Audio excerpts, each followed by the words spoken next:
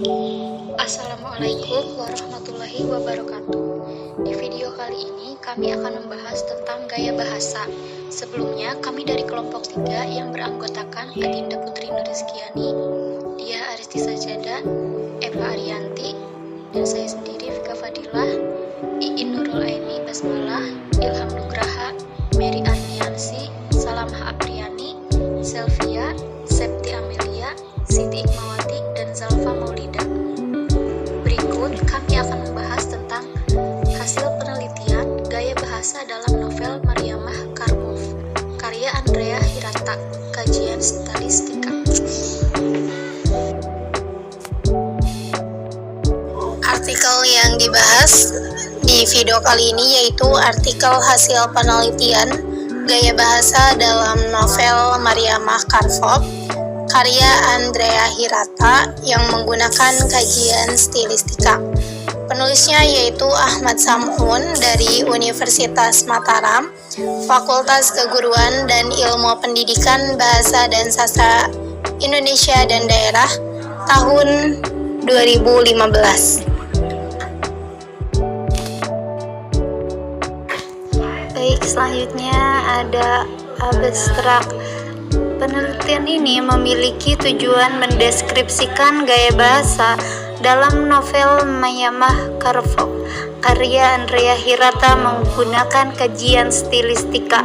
Penelitian ini dimaksudkan untuk melihat keistimewaan Andrea Hirata menggunakan gaya bahasa dalam rangka menyampaikan pemikiran-pemikiran yang ia miliki. Masalah yang diajukan dalam penelitian ini meliputi penggunaan gaya bahasa yang digunakan Andrea Hirata dalam menulis novel Mariamah Karpov. Jenis penelitian ini adalah penelitian kualitatif dengan pendekatan stilistika sebagai landasan teorinya. Metode yang digunakan dalam penelitian ini adalah metode simak dengan teknik catat. Analisis data dilakukan melalui 3 tahapan, yaitu pengumpulan, klasifikasi, dan pendeskripsian. Dalam gaya bahasa berdasarkan struktur kalimat tersebut, Andrea Hirata memperlihatkan ciri penggunaan gaya bahasa dalam rangka mendeskripsikan atau menegaskan pernyataan dan gagasan yang ia sampaikan.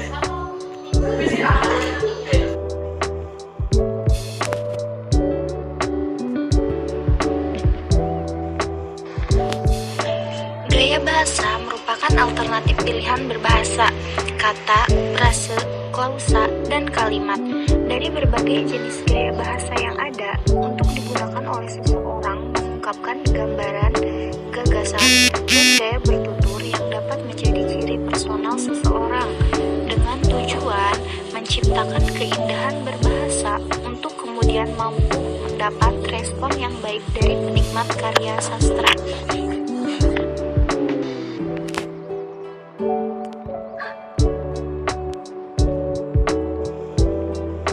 Bahan dan metode. Bahan atau subjek dalam penelitian ini adalah novel Mariamah Karpov, karya Andrea Hirata. Selanjutnya, hasil dan penelitian. Gaya bahasa teks novel karya Mariamah Karpov terdiri menjadi beberapa mozaik. Teks mozaik 1 dibungkus tilam di atas nampan pualan. Dalam teks mozaik 1 ini terdapat beberapa gaya bahasa yang digunakan. Andrea Hirata gunakan untuk mengemukakan pemikiran-pemikiran yang ia miliki, di antaranya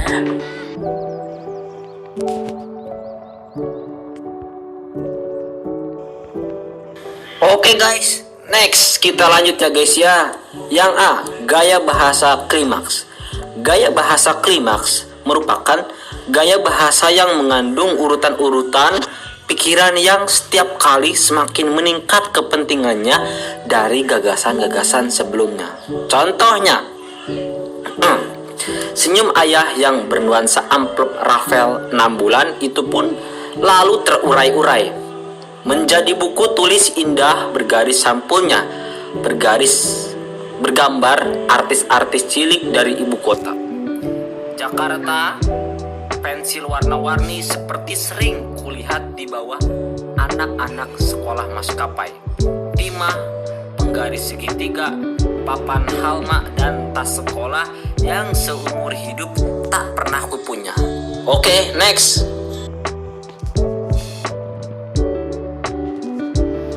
Terdapat urutan kata benda yakni penggaris segitiga, papan halma, dan tas sekolah. Urutan benda yang dimulai dari benda yang paling kecil, kemudian ke benda yang lebih besar tersebut, menandakan penggunaan gaya bahasa klimaks, yang kemudian erat kaitannya dengan tata tingkat yang terjadi karena hubungan besar kecilnya suatu barang. Urutan tersebut berfungsi memberi gambaran dengan jenis komplektivitas benda yang sangat ingin dimiliki oleh tokoh aku.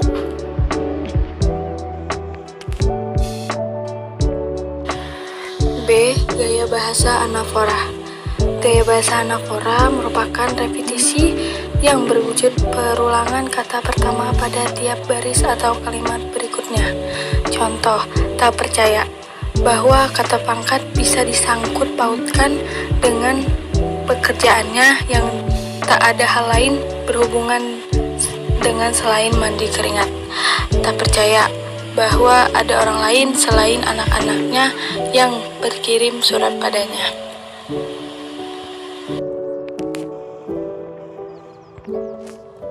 Pada data tersebut terdapat pengulangan frase tak percaya. Pengulangan frase tersebut secara langsung menandakan penggunaan gaya bahasa anafora yang memiliki fungsi untuk memberikan penekanan frase pada kedua kalimat tersebut. Pemilihan dan penggunaan gaya bahasa anafora pada data tersebut digunakan memberikan penekanan guna menonjolkan pernyataan yang menyatakan suasana berupa pemikiran yang masih tak mempercayai apa yang sedang tokoh ayah alami.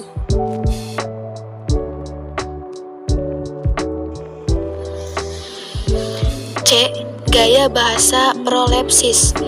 Gaya bahasa prolepsis adalah semacam gaya bahasa dengan menggunakan lebih dahulu kata-kata atau sebuah kata sebelum peristiwa atau gagasan yang sebenarnya terjadi. Contohnya, nomor 1, aku ini paling tidak menurutku sendiri adalah lelaki yang berikhtiar untuk berbuat baik, patuh pada petuah orang tua sejak dulu. Contoh yang kedua, dapat dipastikan lelaki sia itu bukanlah aku, bukan pula ayahku. Lalu, contoh yang ketiga, pria itu bisa saja absurd dan keriting, tapi ia bukan aku.